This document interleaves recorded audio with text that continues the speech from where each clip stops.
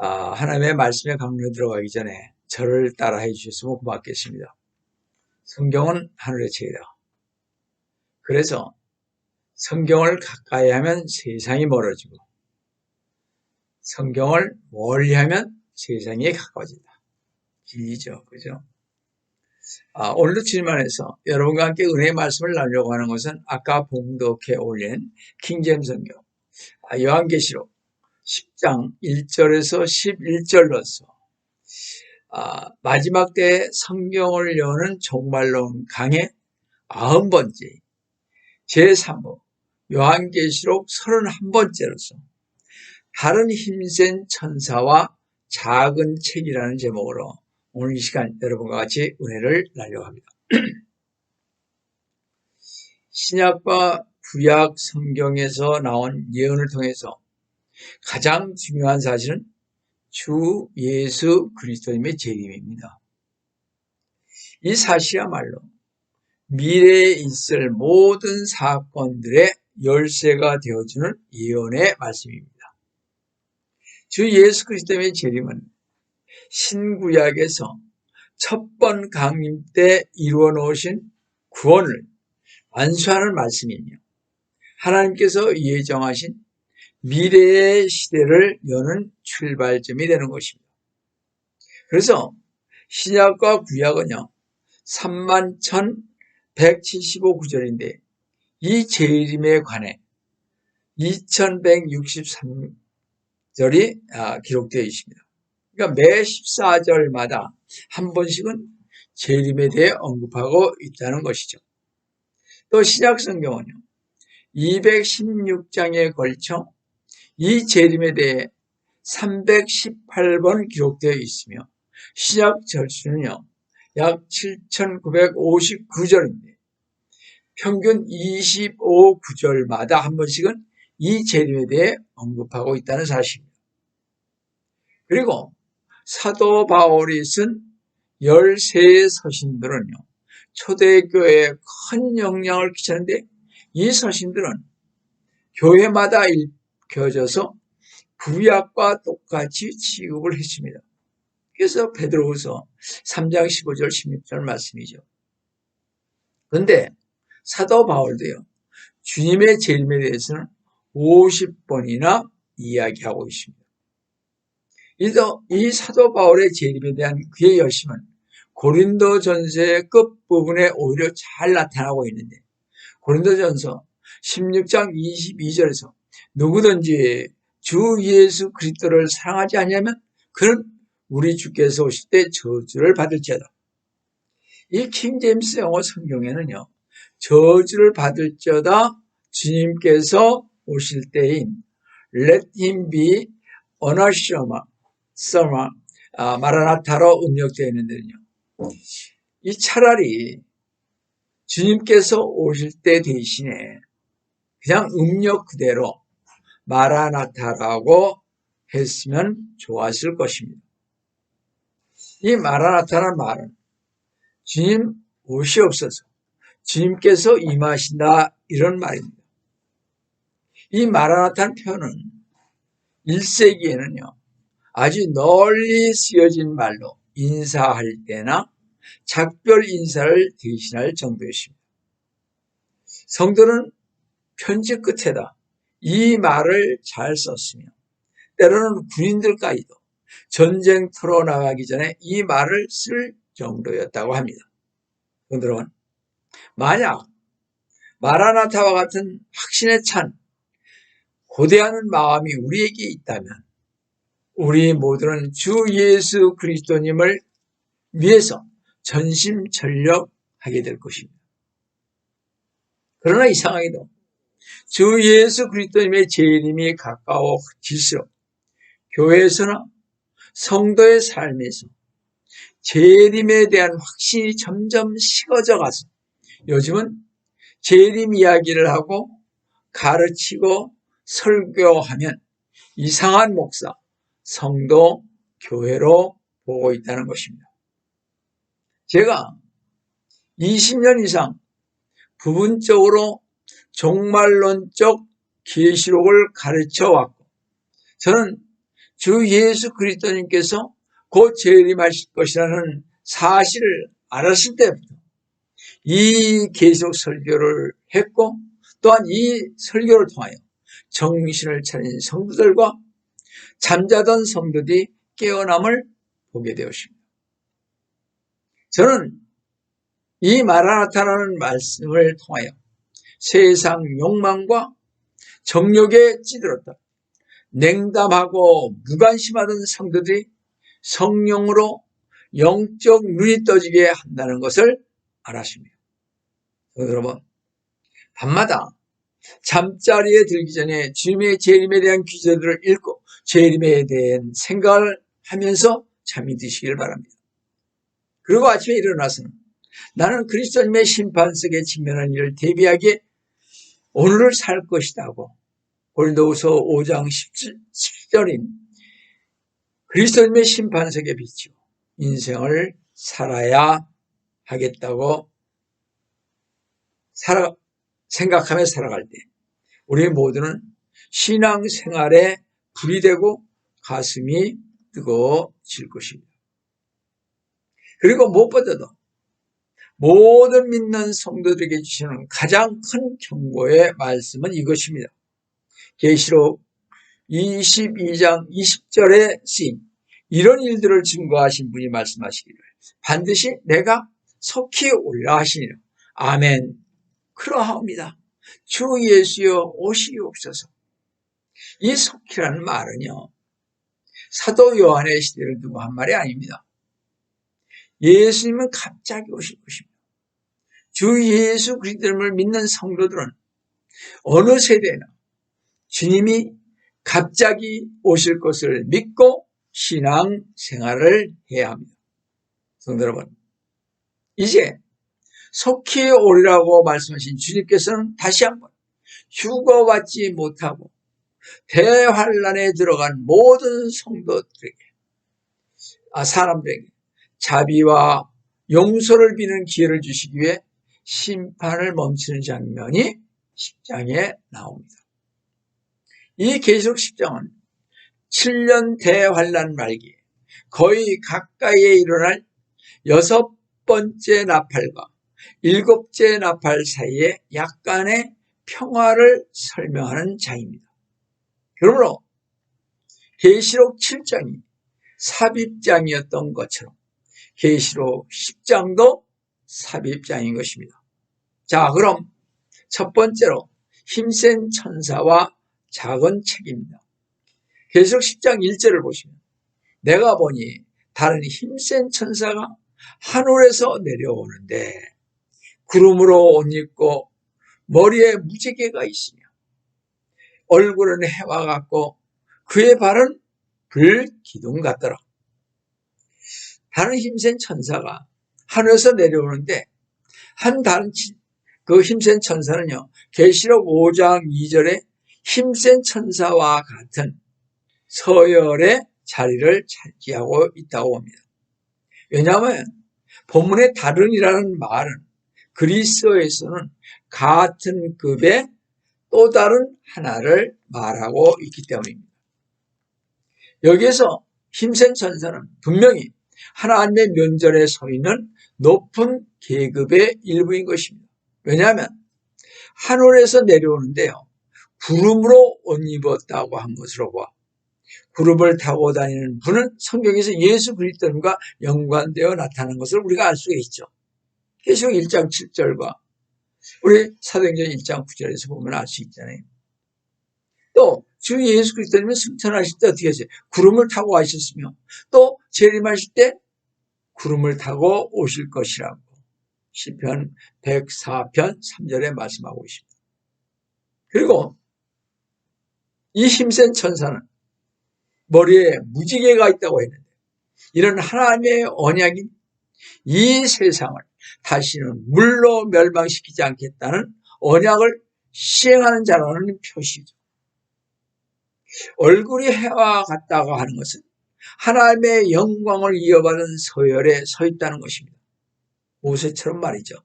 그래서 출애굽기 34장 29절 35절의 말씀이 있지 않습니까? 또 그의 발은요, 불기둥 같다고 한 것은 심판을 시행하는 일이 하나님의 위엄을 상징한다는 것입니다. 이것으로 보아 이 힘센 천사는 주 예수 그리스도님이 아니라 하늘로부터 가장 중요한 사명을 받은 유다서 9절에 있는 천사장이라는 미카엘과 같은 천사일 것입니다. 그뿐만 아니라 힘센 천사는 요한계시록 10장 2, 3절을 보시면 그의 손에는 작은 책이 있고 오른쪽 발은 바다를 왼쪽 발은 땅을 밟고서 3절에 사자가 표효하는 것처럼 큰 음성으로 외치니 그가 외칠 때 7 천둥이 소리를 발하더라. 힘센 천사의 손에는 작은 책이 펴 있다고 했는데 이 작은 책은 하나님의 말씀인 성경책인 것입니다. 에스겔 2장 9절에서 3장 3절까지를 보시면 말이죠. 그리고 책을 폈다는 것은 앞으로 닥쳐올 7년 대환란과 하나님의 심판인 세계 종말에 있어 하나님의 계시를 감춰두시지 않고 보여주시겠다는 것입니다. 그것은 또한 이 책에 있는 모든 것을 반드시 시행하겠다는 것입니다. 작은 책을 가진 힘센 천사가 사자와 같이 큰 소리로 외칠 때 7 천둥의 소리를 발하였습니다. 그때 사도 요한이 7 천둥의 소리를 기록하려고 했을 때 계시록 10장 4절을 보시면 이 7 천둥이 소리를 발할 때 내가 막 기록하려는데 하늘에서 한 음성이 내게 들리며 말하기를 7 천둥이 말한 것을 봉인하고 기록하지 말라고 하더라. 성경에서요, 천둥의 소리는 하나님의 음성으로 나타남을 시편 29장 3절을 보시면 알 수 있습니다. 주의 음성이 물들 위에 있도다. 영광의 하나님께서 천둥 소리를 내시며 했듯이 7 천둥이 말했다는 것은 하나님의 거룩한 음성이 들렸다는 것입니다.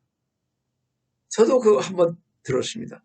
기도할 때 바닷가에서. 다른 사람은 못 들었죠. 이렇게 맑은 대낮에 영화 하시면서 정말 천둥 소리 같아서 너무 깜짝 놀랐다. 그런 적이 있습니다. 그러니까 천둥 소리는요, 하나님의 거룩한 음성인 것입니다. 분명 사도 요한은요, 천둥 소리가 말하는 것, 즉 하나님의 거룩한 음성을 듣고 또 이해했을 것입니다. 그러나 고린도후서 12장 4절에서 말하고 있는 사도 바울의 경험과 마찬가지로 그것은 더 이상 말하도록 허락되지 않았던 것처럼 말입니다.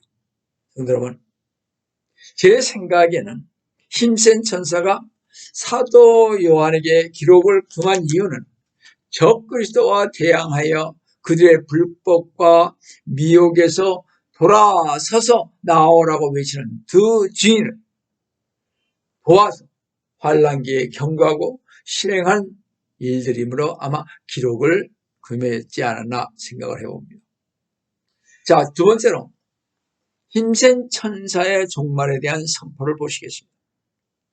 계시록 10장 5절을 보시면 또 내가 본 그 천사가 바다와 땅 위에 서서 하늘을 향하여 그의 손을 들고, 힘센 천사는요, 그 손에 작은 책인 성경을 펼쳐들고 동시에 오른쪽 바다를 왼쪽 발은 땅을 밟고 서서 정복의 표시로 손을 들었습니다. 다시 말씀드려서 성도 여러분, 천사의 이 모습은 주 예수 그리스도님을 대신하여 한 발은 팔레스타인 땅에 다른 발은 지중해에 두시며 이 세상을 복음으로 정복하는 사명을 암시하는 것입니다. 그러면서 이 천사는 하늘을 향하여 손을 들고 만물을 창조하신 하나님께 맹세했습니다. 계시록 10장 6절 보시면요. 하늘과 그 안에 있는 것들과 땅과 그 안에 있는 것들과 바다와 그 안에 있는 것들을 창조하신 영원 무궁토록 살아계신 그분을 두고 맹세하기를 더 이상 지체하지 않을 것이라. 하나님은 하늘과 땅 그리고 그 안에 있는 모든 만물을 지으신 분이십니다. 우리가 눈으로 볼 수 있는 모든 것은 물론이고 우리가 지각할 수 없는 것들까지도 모두 창조하셨습니다. 그러기에 우리는 하늘과 땅과 만물을 지으신 하나님을 의뢰하게 되고 하나님의 뜻을 진행하기 위해 우리의 인생을 과감하게 투자할 수가 있는 것입니다. 우리가 신뢰하고 의지하는 하나님이 살아서 역사하시는 분임을 알기에 모든 성도들의 눈은 이 세상이 아닌 하나님께만 고정해야만 하는 것입니다. 그런데 성도 여러분, 이해할 수 없는 사실이 일어났죠. 주 예수 그리스도님께서는 제자들에게 도무지 맹세하지 말라고 했죠. 마태복음 5장 33절에서 37절의 말씀이죠. 이 힘센 전사는 근데 살아계신 하나님께 맹세하였습니다. 힘센 천사가 맹세했다는 것은 심판을 지체하지 않고 반드시 심판하겠다는 말입니다. 그 천사가 뭐라고 맹세했습니까? 더 이상 지체하지 않을 것이라. 이렇게 말했습니다. 하나님께서 반드시 심판하실 것인데 그때는 7째 천사가 나팔을 불 때라고 했습니다. 이 세 번째 화인, 7째 천사가 계시록 11장 15절에서 나팔을 부는 기록이 나옵니다. 이 7째 나팔을 불 때가 언제입니까? 그것은 제가 생각할 때 주님께서 지상 재림하기 6개월 전일 것이라고 봅니다. 그러니까 우리가 대접 심판이라고 그러죠. 호리병 심판이라고 킹제임스는 얘기하고 있습니다만 이 호리병 심판은 약 6개월간 있을 것이라 봅니다. 성도 여러분, 하나님의 심판은 반드시 있습니다. 하나님께서는 작은 책인 성경에 있는 말씀 그대로 심판을 이루실 것입니다. 성도 여러분, 하나님께서 홍수로 심판하실 때는 성경대로 노아 때에 이루어졌습니다. 하나님께서요, 소돔과 고모라를 심판하실 때도 성경대로 아브라함에게 말한 대로 이루어졌습니다. 하나님께서요, 북이스라엘과 남유다를 심판하신 것도 성경대로 선지자의 예언대로 이루어졌습니다. 그렇다면 하나님께서는 마지막 심판 때도 성경대로 사도들과 사도 요한이 그리고 많은 종들의 입을 통하여 선포한 대로 이루어질 것입니다. 우리가 1.1획도 틀림없는 성경 말씀대로 역사의 종말을 알 수 있고 하나님의 심판을 피할 수 없다는 것을 아시고 주 예수 그리스도를 영접하여 믿은 성도들은 더욱더 하나님의 말씀을 읽고 배우고 기도하셔서 이 종말의 때에 계시록 3장 22절의 말씀처럼 귀 있는 자는 성령님께서 교회들에게 말씀하는 것을 들을지어다 하신 그 말씀대로 경청하시는 우리 성도 여러분 되시기를 주님의 이름으로 축원드립니다. 성도 여러분, 조금 전에 하나님께서 반드시 심판할 것이라고 했는데 언제라고 했습니까? 그것이 계시록 10장 7절을 보시면 7째 천사가 소리를 내는 날들에 그가 나팔을 불게 되리니 그때 하나님의 신비가 그분께서 자기의 종들인 선지자들에게 선포하신 것 같이 이루어질 것이라고 하더라. 장차 불려지는 7째 나팔의 소리와 함께 신구약을 일관하여 하나님께서 복음을 전하신 것과 같이 이 계시된 신비는 완전히 그때 성취될 것입니다. 하나님께서 약속하신 종말의 선포는 오늘 사는 모든 사람들에게 시대를 분별하는 지혜의 필요를 일깨워주기에 성도 여러분은 하나님의 입에서 나온 모든 말씀에 대해 분별력이 있어 단 하나라도 소홀히 대함이 없도록 주의하시고 대비하시길 주 예수 그리스도님의 이름으로 축원드립니다. 세 번째로요. 하나님의 말씀인 작은 책을 먹은 요한입니다. 제가 참 이 말씀을 참 좋아합니다. 자, 계시록 10장 8절을 보시면요. 또 내가 하늘로부터 들은 그 음성이 내게 다시 말하여 이르기를 가서 바다와 땅 위에 서 있는 그 천사의 손에 펴있는 작은 책을 가지라고 하더라. 사도 요한에게 계시록 10장 4절에서 천둥이 말한 것들을 봉인하고 기록하지 말라고 하던 그 하늘로부터 들은 그 음성이 다시 요한에게 말씀하시고 계십니다.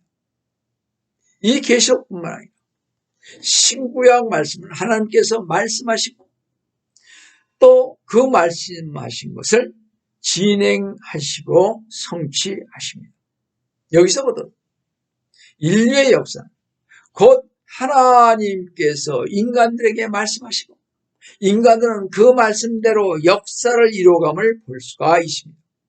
그러므로 성경은 계시의 기록이고 기독교는 계시의 종교인 것입니다. 하늘에서 들려오는 음성은 천사의 손에 펴놓은 작은 책을 가지라고 하십니다. 근데 10장 9절을 보시면 집어서 먹어보려고 그러십니다. 한번 보시겠습니다.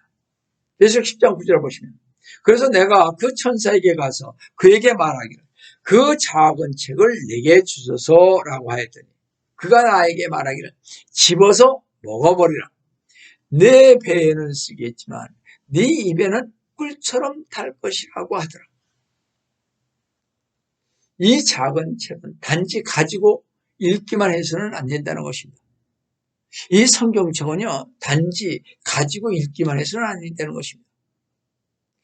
자, 이 뜻은 무슨 뜻이냐 하면 이 작은 책을 먹어 자기의 피와 살이 자기 것으로 만들어 그 계시를 소화하고 난 후에 충실히 전파해야 한다는 것입니다. 그러니까 성경을 읽고 배우고 묵상하고 보면서 자기 것으로 만들어서 이것을 전할 수가 있어야 하는 것입니다. 이것은 펴놓은 작은 책의 예언과 경고와 사명의 말씀이 몸 안에서 말씀과 일체가 되어 계시록 3장 1절 3절에서부터 몸소 실천하여 증거할 수 있어야 한다는 것입니다. 그래서 여러분들은 자기가 배운 것을 가지고 나가서 증거해야 하는 것입니다. 사도 요한과 같은 이러한 체험은 선지자 에스겔도 이미 한 바 있는데 이는 하나님께서 바벨론의 포로로 잡혀간 유다 백성의 파수꾼으로 세울 때 일일 것입니다. 에스겔서 2장 8절에서 3장 3절까지 보시면 잘 나와 있죠. 여하튼 하나님의 말씀을 받는 자는 계시의 임무를 지키는 파수꾼으로 요한이나 에스겔이나 모든 하나님의 종들을 다 마찬가지인 것입니다. 에스겔 2장 8절 거의 끝절 부분에 보시면요. 하반절에 너는 그 반역하는 집처럼 내게 반역하지 말라. 내 입을 벌리고 내가 내게 주는 것을 먹으라 그랬습니다. 하나님께서는 에스겔 선지자에게 입을 벌리라고 하시고 내가 내게 주는 무엇인가를 먹으라고 명령을 했습니다.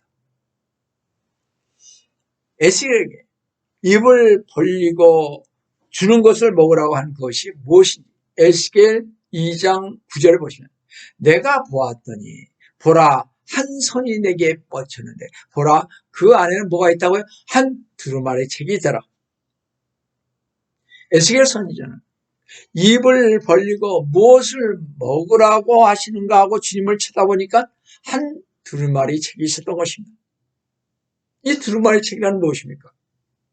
시편 40편 7절을 보시면 그때 내가 말씀드리기를 보소서 내가 왔나이다. 나에 관하여 기록한 것이 두루마리 책에 있나이다. 나에 관하여 기록한 것이 두루마리 책에 있나이다 한 것은 주 예수 그리스도님에 관하여 기록한 책이라는 것을 알 수가 있습니다. 결국 두루마리 책은 우리가 알다시피 성경이라는 것입니다.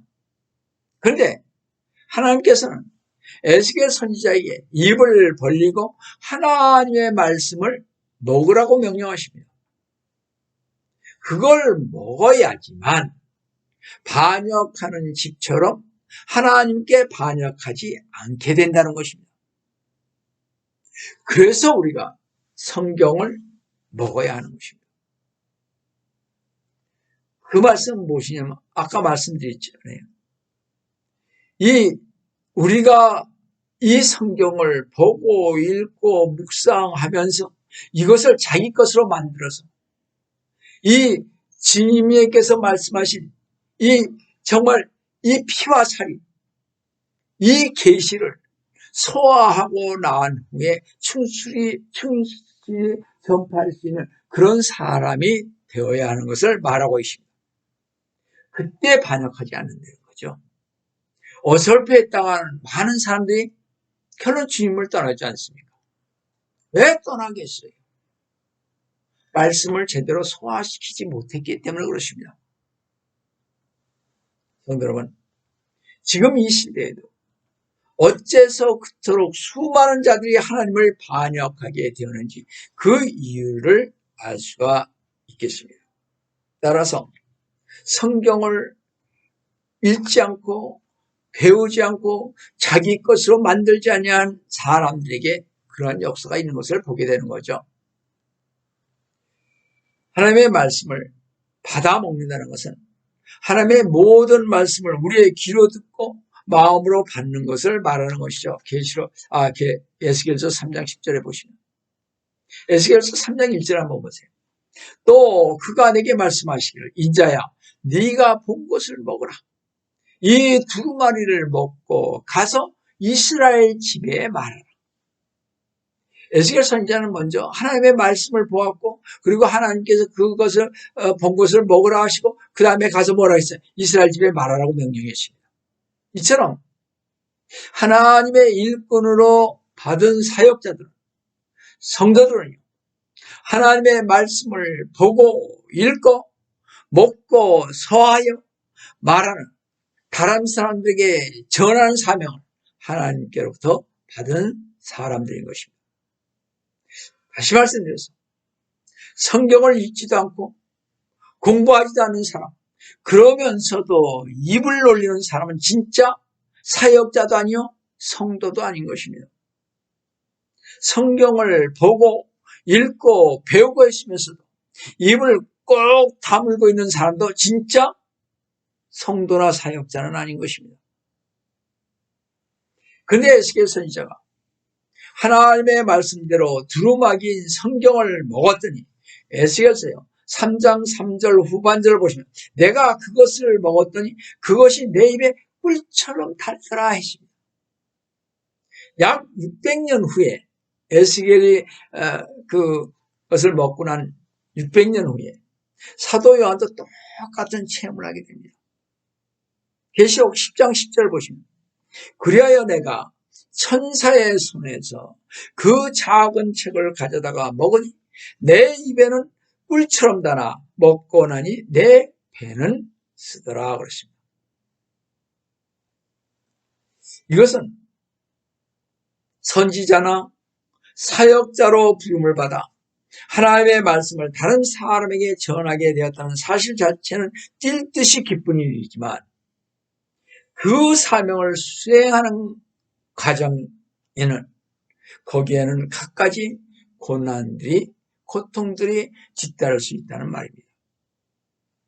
요한 사도가 이 책을 먹었을 때 꿀처럼 달았으나 그가 먹고 나자 곧 내 배는 쓰더라 했습니다.